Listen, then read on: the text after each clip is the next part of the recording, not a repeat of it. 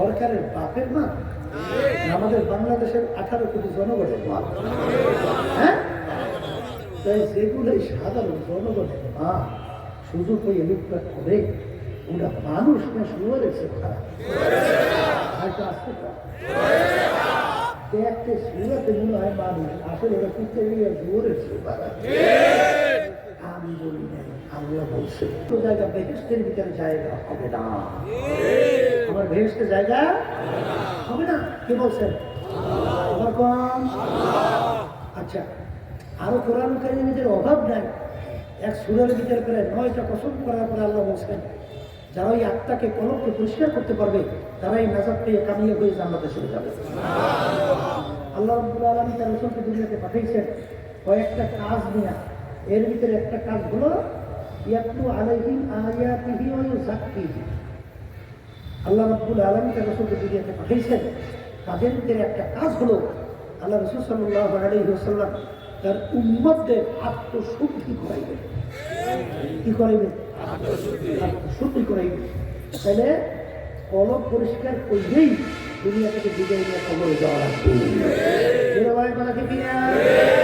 এখন আমার ভাইদেরকে বলো, পর্দারে মা বোনেরা শুনতেছে, এক কথায় যাদের কলব ভালো তারা আমাদের এই কথার গুরুত্বও দেবে এবং সেই অনুযায়ী চললে দুনিয়া থেকে বিদায় নিয়ে কবরে যাবে।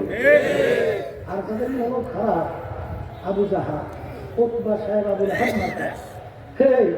এরা আমাদের কথা গুরুত্বও দেবে না আর ঠিক মতো নিয়ম অনুযায়ী চললে কবরে উঠাবে না। যাদের কলব ভালো তারাই কিন্তু আমাদের কথা কি দেবে? গুরুত্ব দেবে। আমি আমার বাচ্চাদেরকে বলবো, যারা একটু ইংরেজি বাংলায় করিয়া বিভিন্ন ডিগ্রি অর্জন করিয়া যারা কে ধরাকে সমাধান মনে করেন না, ওলামাই কেরামদেরকে সমাজের ভেজা মনে করেন, হ্যাঁ সমাজের বোঝা মনে করেন, অনেক সময় ওলামাই কেরামদেরকে দেখলে এই এক শ্রেণীর মানুষ কিন্তু মুসলমান সন্তান দাবি করে কিন্তু টিটকেরি মারে। আবার অনেক সময় আগ ভাই আবার বলে এই হুজুররা এই দেশটা খাইল। বলে কথা ঠিক কিনা? এই আল্লাহর বান্দা হুজুররা দেশ খাইল থাকে। প্রেসিডেন্ট থেকে শুরু করে এলাকার চৌকিদারি পর্যন্ত দায়িত্ব পালন করলো সব হাজুরেরা। তারা দেশ হুজুররা খাইল কেন? দেশ চালাইলে তোমরা, আর দেশ খাইল হুজুরেরা। দেশ যে কারা খাইছে এত পেপার পত্রিকা খুললেই আমরা দেখি। শুধু খায় দেয়। ওই গ্রাম আমাদের একটা কথা আছে, খাইয়ে যোগাযোগ করে আছে কথা বুঝতে।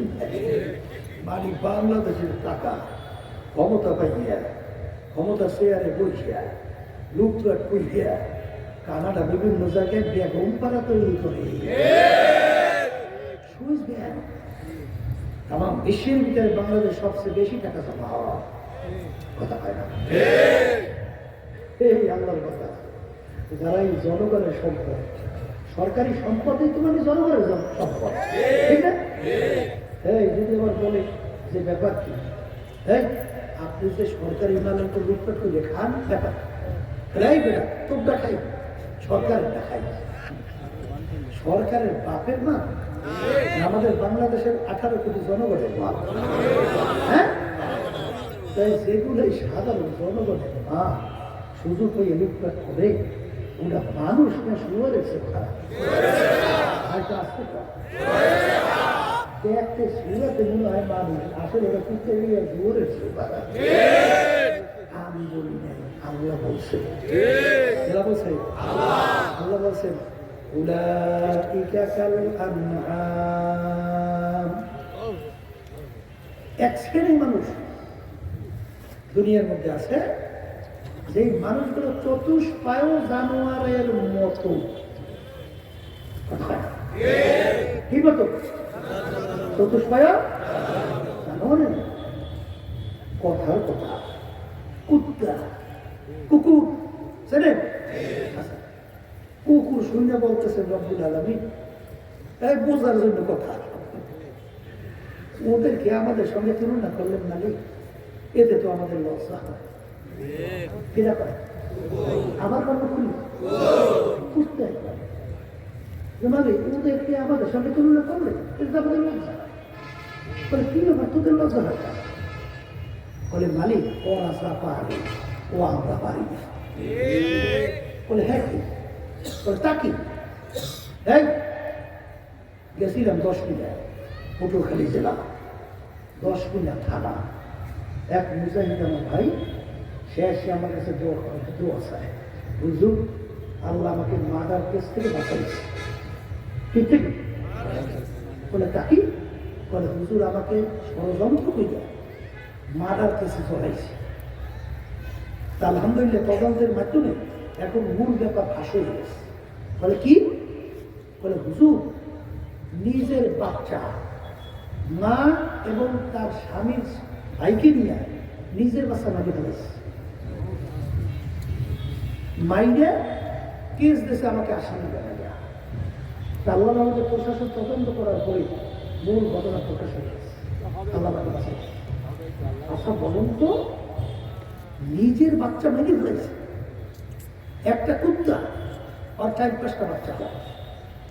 যতক্ষণ পর্যন্ত বাচ্চাগুলা শরীরে ফিরে খাওয়ার মতো উপযুক্ত না হয় ততক্ষণ পর্যন্ত মা কুকুর বাচ্চাগুলোকে খাওয়াইয়া অন্যত কোথাও যায়। বাচ্চাকে লালন পালন করতে যাইয়া, সংরক্ষণ করতে যাইয়া শত্রুর মুখে, বাঘের মুখে জানকে জানের মায়া ত্যাগ করিয়া ঝাঁপ দিয়ে করে কি করে না? একটা মুরগি তার বাচ্চাকে হেফাজত করতে যাইয়া, সংরক্ষণ করতে যাইয়া তার শত্রুর মুখে লাভ দেয় কি দেয় না? মায়া টানে। কিন্তু কত বড় জালেম, কত বড় অমানুষ হইলে নিজের বাচ্চাকে মারিয়ে ফেলে ফেলে উঠতে পারছে? আর পারছে কুত্তা? তাহলে কুত্তাটা ভালো না বলো? আবার কুত্তাটা ভালো?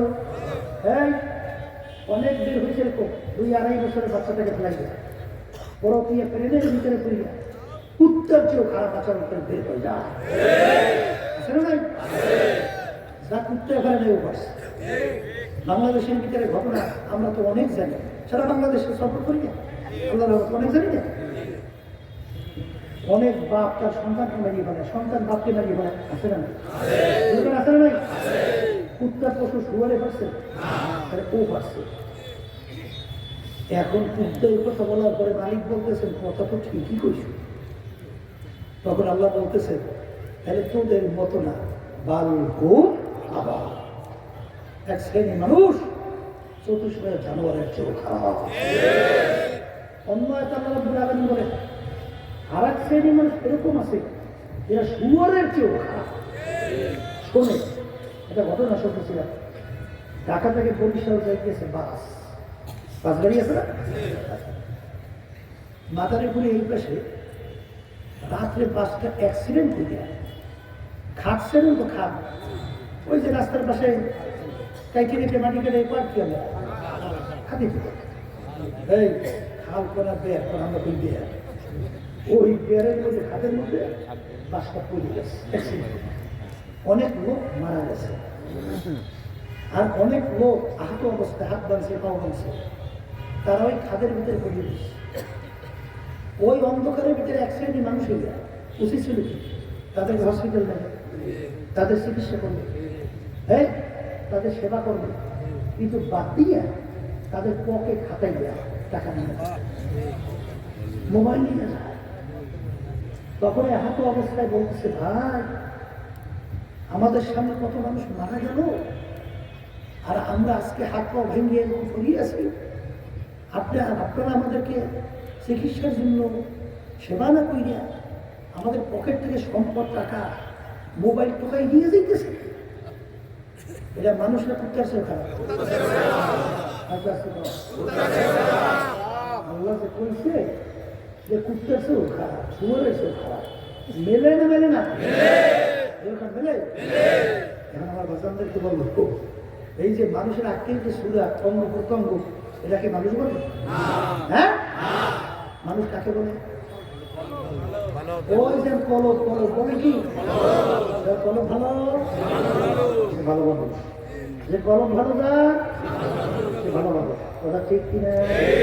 শোনেন যাদের কলম খারাপ আল্লাহ রাব্বুল আলামিন বলছেন যেগুলো বুঝতেছে খারাপ, এই আল্লাহ বলতেছেন আমি ওদেরকে চক্ষু দিচ্ছি, চক্ষু দিয়ে দেখে ওরা কেমন জানি দেখে না। আমি কান দিছি শোনার জন্য, ওরা শুনেও শোনে না। জবান দিছি কথা বলার জন্য, হক কথা যাইলেও বলে না। অন্তর দিছি বুঝার জন্য, বুঝেও বোঝে না। এই মানুষগুলো পশুর চেয়েও খারাপ, যেটা বলে। তাইলে যাদের বড় ভালো তারা আমাদের আলোচনা বসবে আর ক্লাস তো করে। আর যাদের কখন খারাপ খারাপ বুঝবে। এই বাংলাদেশের ভিতরে এক শ্রেণী কিন্তু বর্তমানে ইসলাম মুসলমানদেরকে ধ্বংস করে বিভিন্ন নীল নকশা অনুযায়ী কাজ করতেছে এবং আলেমন আমাদের আছে না নাই। আমি আর ভাইদেরকে বলো, পর্দারে বাবাদেরকে বলো, কোনো আলেম হত্যা নেই। সে কারো সম্পদ, কারো পকেট নিয়ে বিভিন্ন কাজে চাঁদাবাজি করিয়া কেউ কষ্টদার ইতিহাস আছে। তাইলে তোমরা আলেমুল আমাদের এত খ্যাপ লাগা, কারণ কি আবার পর এরাই গ্যাসটা রেখাই গ্যাস এরা খাইছে না তোরা খাইছো। আসলে ব্যাপারটা তো বলতে নাই। ওরা আমাদের তো ক্ষিপ্ত জানেন না। ক্ষিপ্ত হলো এই যে পাশ্চাত্য যে দেশগুলো আছে, আমেরিকা, লন্ডন, এই যে বিভিন্ন আছে না, ওদের দেশের নিয়ম কালচার কি জানেন? প্রেসিডেন্ট থেকে শুরু করে এলাকার চৌকিদার পর্যন্ত কেউ দাবি করতে পারে না সন্তানটা আমার। সব জানোতে ভরা কথা বলতে পারছেন না। এই বাংলাদেশের ভিতরেও এই অবাধ যৌনতা বর্তমানে ট্রান্সজেন্ডার বের করছে। শরীফের গল্প কাহিনী করে ট্রান্সজেন্ডার বুঝেন নাই? একটা মেয়ে মনে করবো আমি পোলা হয়ে গেছে বলে একটা মেয়ে মনে করবো আমি পোলা হয়ে বলে পোলা, আর একটা ছেলে মনে করবো আমি মেয়ে এগুলো মেয়ে হয়েছি। এখন একটা ছেলে মনে করছে আমি মেয়ে, এখন ও মেয়ে মনে করি আর একটা মেয়ের কান্দের ভিতরে হাত দিয়ে হাঁটে। তাহলে ব্যাপার কি রে? বলে আমি ও মেয়ে ও মেয়ে, সমস্যা নেই। আবার একটা মেয়ে একটা ছেলের কাঁধে হাত দিয়ে হাঁটে, ব্যাপার কি রে? বলে ও ছেলে আমি ও ছেলে, সমস্যা। অর্থাৎ অবাধ যৌনতা। আমার ভাষাদেরকে বলবো, সরকারে মা বোনকে আগুন দেখতে তো কালার খুব সুন্দর, বাচ্চারা আগুন বোঝে যে এইটা ক্রিয়া কি। বাচ্চা তো আগুন দেখতে ভাব দিয়েছে ধরতে চায়, কিন্তু আপনারা ধরতে দেবেন কারণ বাচ্চা তো জানা নাই আগুন তাহলে পূজা সেই হয়েছে। কিন্তু বাচ্চা তোমরা যে অবাধ যৌনতা, মেয়েরা ছেলেদের সঙ্গে আড্ডা মারতে কি মজা, এই ছেলেরা মেয়েদের সঙ্গে আড্ডা কত মজা, চিত্ত বিনোদন ভোগ বাদ্য দেখায় আপনার শরীরতা কত মজা। এ বুঝি আমরা কিছু বুঝি না, বুঝি না বুঝি। কিন্তু বাজার ওর ভিতরে কোনো আরাম নাই, কল্যাণ নাই, ওরা আগুন এর চেয়েও ক্ষতিকর। বলেন কথা ঠিক না? এই জন্য ওলামায়ে বলেন না, তোমরা যে কাজ করতে আসো এই যে করা যাইবে না, এরা খারাপ।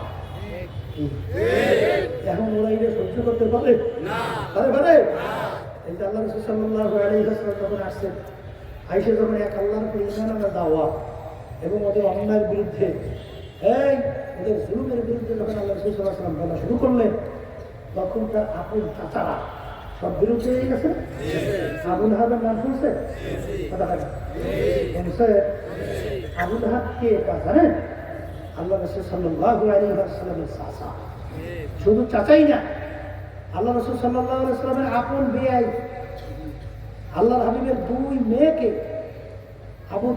আবু লাহাবের দুই ছেলের সঙ্গে বিবাহ করেছে আল্লাহ রাসূল সাল্লাল্লাহু আলাইহি ওয়াসাল্লামকে কষ্ট দেওয়ার জন্য। দুই মেয়েকে একসঙ্গে দুই ছেলের মাধ্যমে প্রকাশ্যে আল্লাহ হাবিবের সামনে এসে তালাক দিয়েছে। আল্লাহ রাসূল সাল্লাল্লাহু আলাইহি ওয়াসাল্লাম কষ্ট দেওয়ার জন্য। এরকম কষ্ট কম দেয় নাই, কম দেশে। কিন্তু আল্লাহ রাসূল সাল্লাল্লাহু আলাইহি ওয়াসাল্লাম তিনি যে আল আমিন এই উপাধি ঘোষণাকে আমরা দেশে না কাফেররা দেশে আসতে পারে? সত্যবাদী দুনিয়া থেকেও আসছে।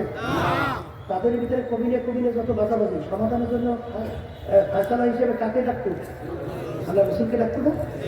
এই যে হজরত আসওয়াদ আল্লাহর ঘরের কণার ভিতরে লাগানো আছে, এই হজরত আসওয়াদ নিয়ে তো গোত্রে গোত্রে ঝগড়া বাঁচছে, কেটা উঠে হজরত আসওয়াদ আল্লাহর ঘরের কণারে ডাকবে, বুঝছে? এখন সবাই মিলে বলছে যে সমাধান দেবে আল আমিন মুহাম্মদ রাসূলুল্লাহ। আল্লাহ রাসূল সাল্লাল্লাহু আলাইহি ওয়াসাল্লাম তিনি তার চাদর বিছিয়ে দিয়ে নিজের হাতে পাথরটাকে উঠিয়ে রুমালের ভিতরে রাখছে। রাইখে চার কবিরার সরকারদেরকে বলছে, তোমার রুমালের সাইজ কোনা ঘরও সাইজ হবে, এই উসকে নিয়ে আসো।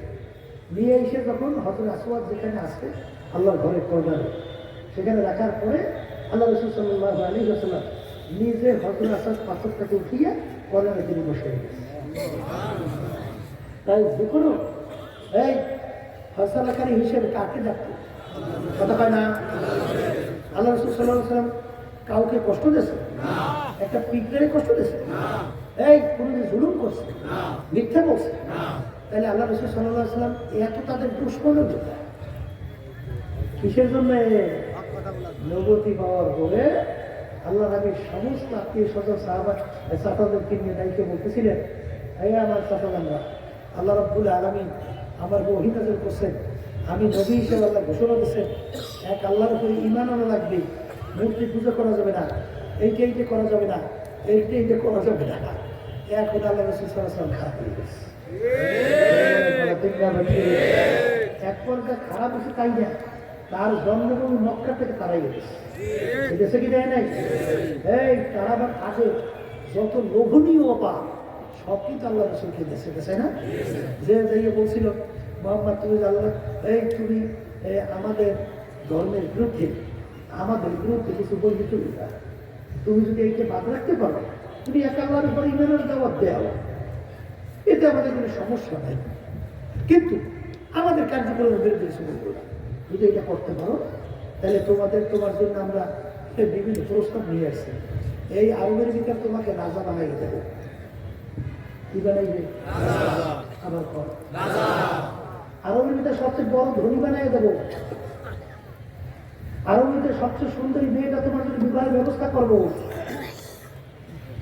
আর বর্তমানে এক আমার মুসলমান বাজানরা আছে 1,000 টাকা, 5,000 টাকা, 10,000 টাকা, 1 লাখ পাওয়ার পরে ইমান যে কতবার বিক্রি করে আল্লাহ মাবুদি ভালো জানে।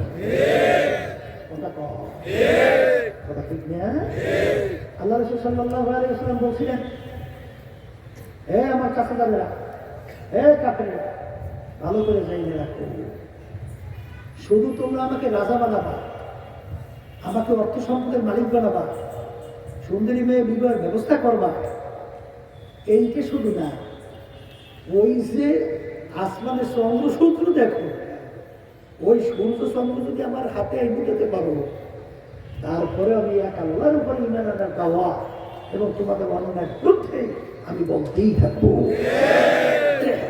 এই জন্য তো দেখবেন ওলামায়ে কেরামরা তারা কিন্তু যখন ওদের এই কার্যক্রমের বিরুদ্ধে যখন আলোচনা করে, তখন ওরা কিন্তু আমাদেরকে মারতেও চায়, এমনকি আমাদেরকে আল্লাহ মাফ করুক, আমাদের অনেক সময় হকানি ওলামায়ে কেরামকে মারিয়ে ফেলাইছে না? মাসে কি মারে নাই? আমার বাজানদের কাছে বলবো, তাহলে বাজানদেরকে বলবো যে ওলামায়ে কেরাম হকানি তাদেরকে মারলে যদি তুমি বাইসে লইতে, তাহলে আমাদের কোনো আফসোস না, কিন্তু আমাদেরকে বাইরে ফেলাইলে, আমাদেরকে গালি দিলে তুমি বাইসে যাবা?